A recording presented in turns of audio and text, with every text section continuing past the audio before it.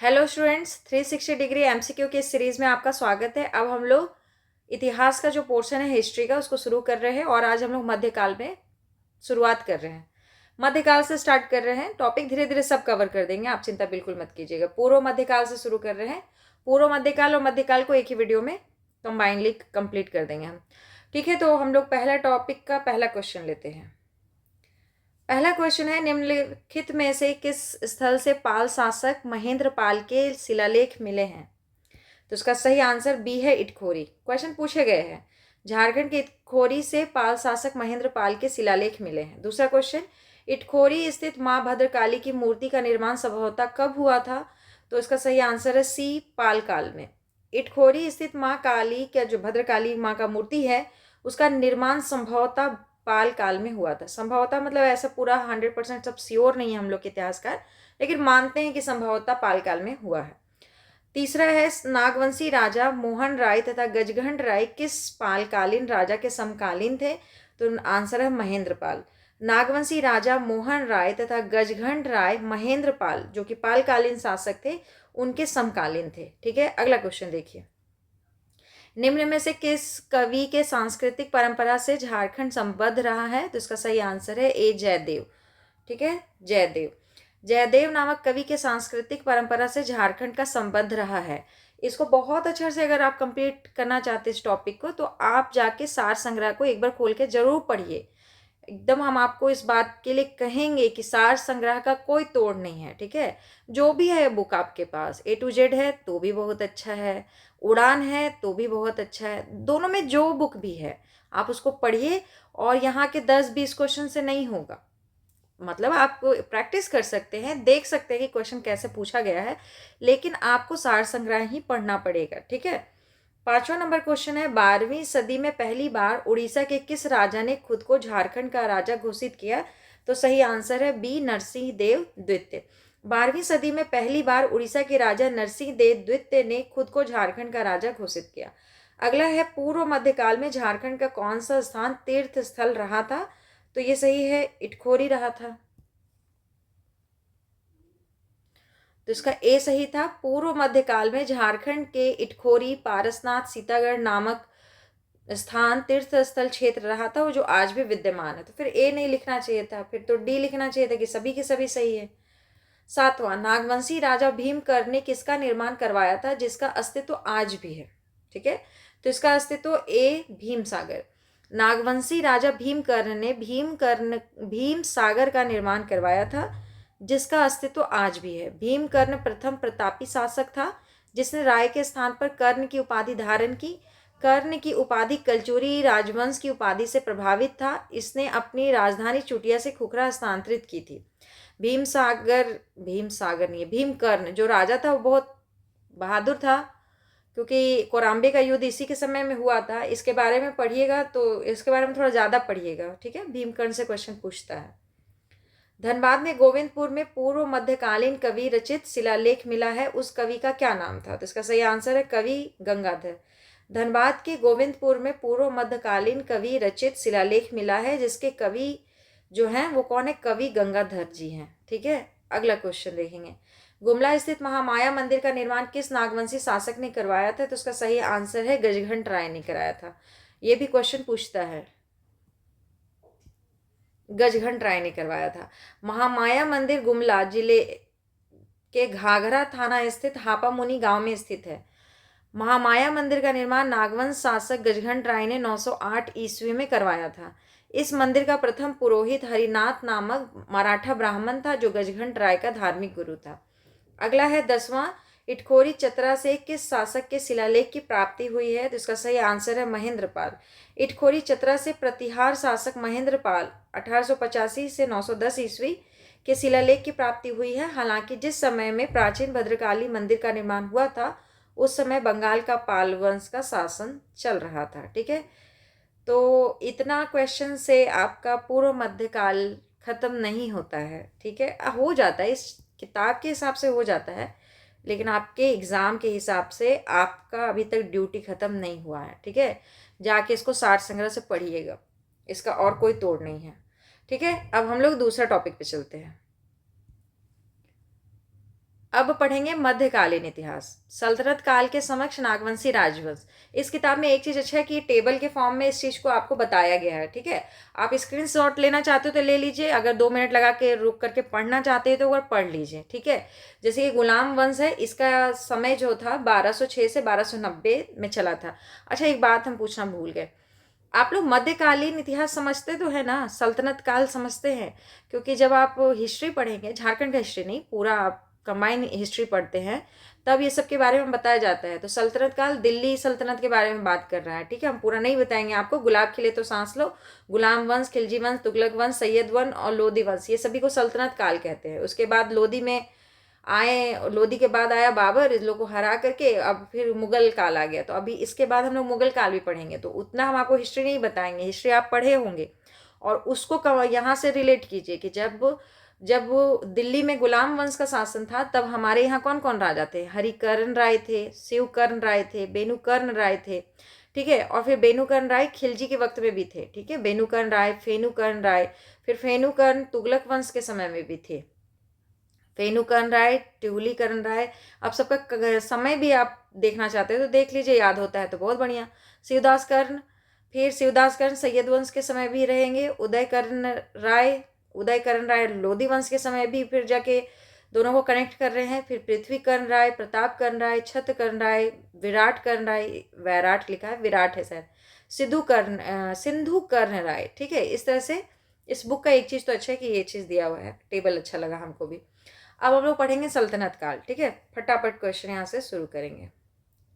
आप बता दीजिएगा कि लैंडस्केप ठीक रहता है कि पोर्ट्रेट ठीक रहता है, ठीक है।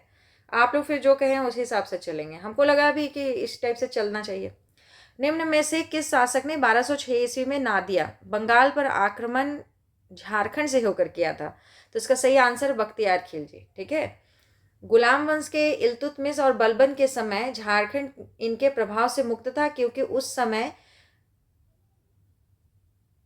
समय का नागवंशी राजा हरिकर्ण प्रभावशाली और शक्तिशाली था। 1206 ईस्वी में बख्तियार खिलजी ने झारखंड से होकर बंगाल के सेन वंशी शासक लक्ष्मण सेन की राजधानी नादिया पर आक्रमण किया था, ठीक है।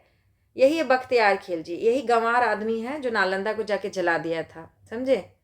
नालंदा विश्वविद्यालय में बहुत 6 महीने तक आग लगा रह गया था, यही बख्तियार खिलजी था। मतलब पढ़ा लिखा तो पक्का नहीं होगा जो कोई विद्यालय और विश्वविद्यालय जाके जला दिया, तो यही वो गंवार था। अब हम लोग जानेंगे कि निम्न में से किस वंश के समय मुस्लिम सेनाओं की छावनियां झारखंड की सीमाओं पर कायम किए गए थे? तो इसका सही आंसर है गुलाम वंश। गुलाम वंश के समय मुस्लिम सेनाओं की छावनियां झारखंड की सीमाओं पर कायम किए गए थे। अगला है 1310 ईस्वी में अलाउद्दीन खिलजी ने अपने किस सेनापति को नागवंशी राज्य को अपने अधीन करने के लिए भेजा था? तो सही आंसर है मलिक छज्जू या छज्जू मलिक, जो बोलिए, दोनों सही है। अलाउद्दीन खिलजी के सेनापति मलिक छज्जू ने नागवंशी शासक को कर देने के लिए विवश किया। ज्ञातव्य है कि अलाउद्दीन खिलजी 1310 ईस्वी में अपने सेनापति मलिक छज्जू को नागवंशी राज्य पर विजय प्राप्त करने हेतु भेजा था। साथ ही नागवंशी राजा वेणुकर ने अलाउद्दीन खिलजी की अधीनता स्वीकार कर ली थी।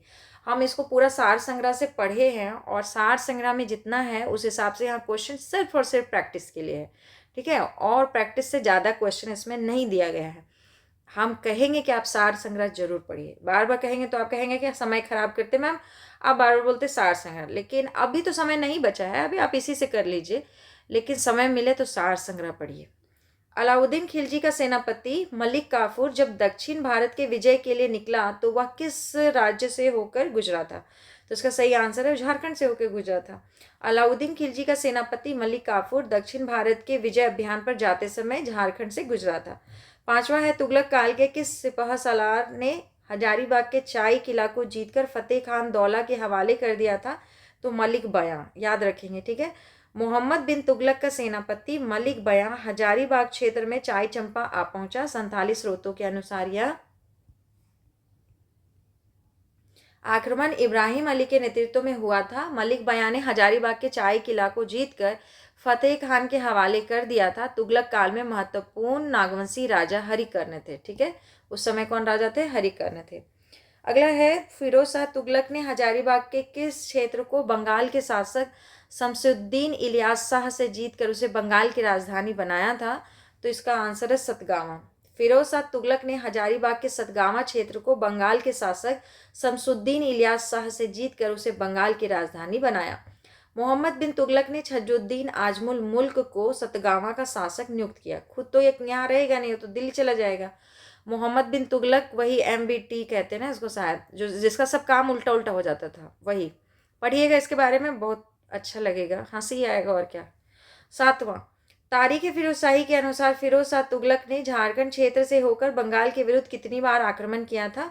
तो तारीख फिरोज शाही बुक के हिसाब से 2 बार किया था। फिरोज शाह तुगलक ने झारखंड क्षेत्र से होकर बंगाल के विरुद्ध 2 बार आक्रमण किया था। फिरोज शाह तुगलक ये कहाँ गया, मोहम्मद बिन तुगलक का भाई था, उसके बाद यही शासन किया था। ये तो ज़्यादा समय तक नहीं रह पाया मोहम्मद बिन तुगलक, तो फिरोज शाह तुगलक उसका समय थोड़ा ज़्यादा लंबा चला था। ठीक है। 8वां, निम्न में से कौन सा कथन सत्य है? तो पढ़ेंगे सबको।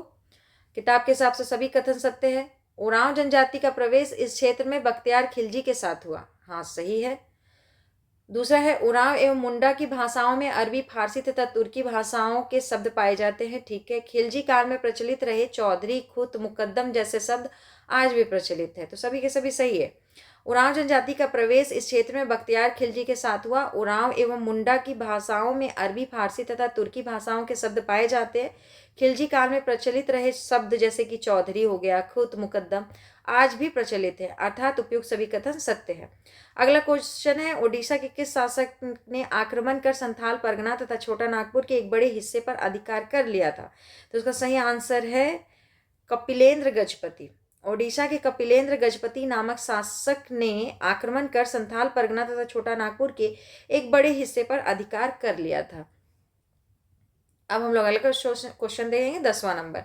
श्री चैतन्य के चरितामृत ग्रंथ के संदर्भ में कौन सा कथन गलत है? देखिए, चैतन्य प्रभु के बारे में बहुत है कि वो इधर आए थे, झारखंड में बहुत समय तक रहे थे। ठीक है। तो इसके बारे में पूछ रहा है आपको कि ये इन्हीं का किताब है चरितामृत।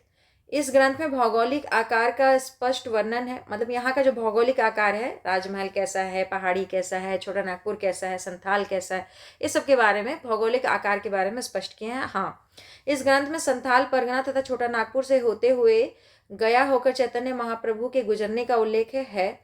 इस ग्रंथ के अनुसार संथाल परगना के विभिन्न गांवों में उन्होंने एक ठाकुर बाड़ी की स्थापना की थी। इस ग्रंथ के अनुसार श्री चैतन्य महाप्रभु को साहिबगंज के बरवाह में, नहीं, साहिबगंज के राजमहल के समीप श्री कृष्ण भगवान के दर्शन हुए थे। अब तो यही जानते होंगे, है ना। तो इनको भगवान का दर्शन हुआ था ऐसा कहा जाता है। तो कहाँ हुआ था? राजमहल के समीप हुआ था, ना कि बरहरवा के समीप हुआ था। तो इसके वजह से ये स्टेटमेंट गलत हो गया। कह रहा है कि उपरोक्त ABC सही है लेकिन D गलत है। चरितामृत ग्रंथ के अनुसार श्री चैतन्य महाप्रभु को साहिबगंज में राजमहल के समीप श्री कृष्ण भगवान ने दर्शन दिए थे, जहां पर वर्तमान में कन्हैया स्थान मंदिर स्थित है। इस मंदिर में श्री चैतन्य महाप्रभु की पदचिन्ह संरक्षित है। ठीक है। अगला क्वेश्चन चलिए, कौन सा असत्य है? जो गलत है उसको टिक लगाएंगे। पहला है, वीरभूम, दुमका, जामताड़ा, देवघर आदि जिलों के कई स्थानों का नाम चैतन्य चरितामृत में है। ठीक है। चैतन्य महाप्रभु फतेहपुर प्रखंड में आसना, सारठ प्रखंड के चित्रा तथा देवघर जिले के करौं ग्राम में पधारे थे। ठीक है।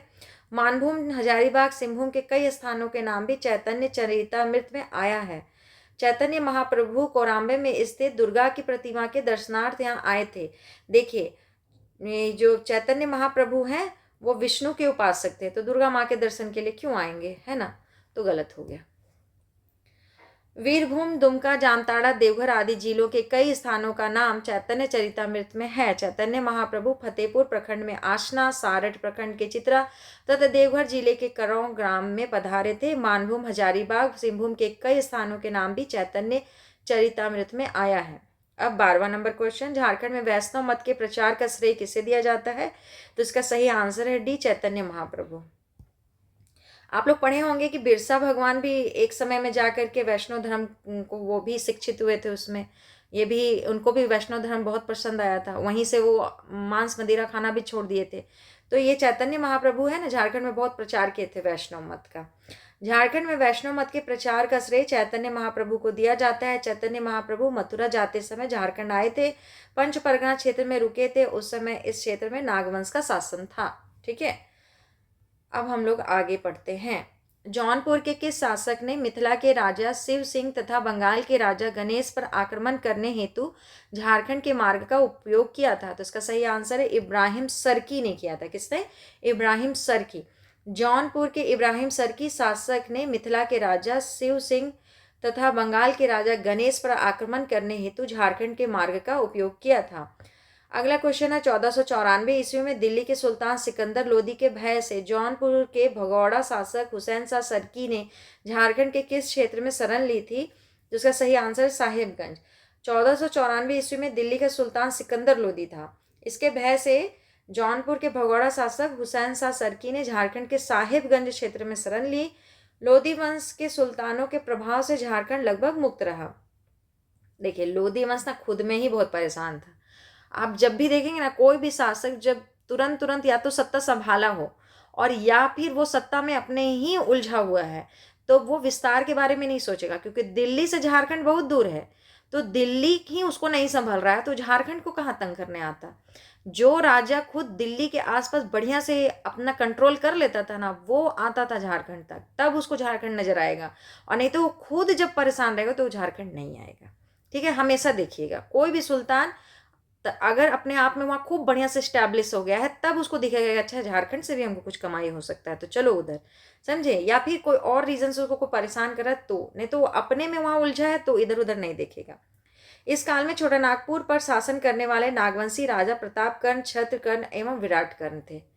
अगला है मोहम्मद बिन तुगलक ने निम्न में से किसे सतगावा का शासक नियुक्त किया था? तो उसका सही आंसर है डी, हजुद्दीन आजमुल मुल्क। अभी ये हजुद्दीन छोड़िए, आजमुल मुल्क याद रह जाए बहुत है। मोहम्मद बिन तुगलक ने हजुद्दीन आजमुल मुल्क को सतगावा का शासक नियुक्त किया था। 16 नंबर, फिरोज शाह तुगलक के आक्रमण के समय नागवंशी शासक कौन था? तो सही है शिवदास कर्ण। फिरोज शाह तुगलक के आक्रमण के समय नागवंशी शासक शिवदास कर्ण थे। फिरोज शाह तुगलक ने झारखंड क्षेत्र से होकर बंगाल के विरुद्ध 2 बार आक्रमण किया। अगला क्वेश्चन है, इनमें से कौन झारखंडी सुल्तान के नाम से जाना जाता है? क्वेश्चन पूछा हुआ है और तुरंत याद हो जाएगा। आदिल शाह द्वितीय। खान देश के शासक आदिल शाह द्वितीय ने अपने सैन्य दल को झारखंड भेजा था। ये झारखंडी सुल्तान के नाम से जाने जाते हैं। ठीक है, अगर समय बचेगा तो आप सार संग्रह जरूर पढ़ेंगे। इसको फिर से हम एक बार कह देते हैं, क्योंकि ये यहाँ पे हो गया समाप्त। ठीक है, थैंक यू। वीडियो लाइक कर दीजिएगा। धन्यवाद।